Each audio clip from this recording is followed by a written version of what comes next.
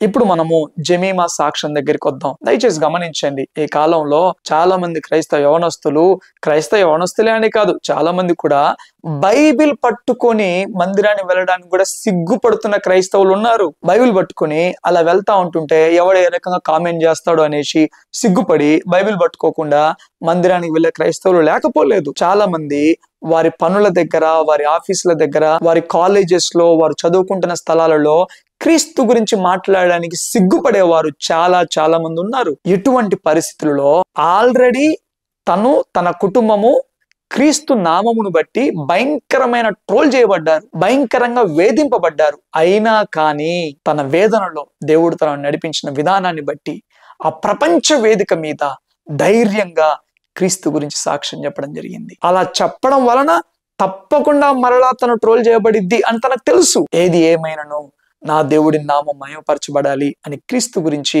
తన సాక్ష్యం చెప్పడం జరిగింది.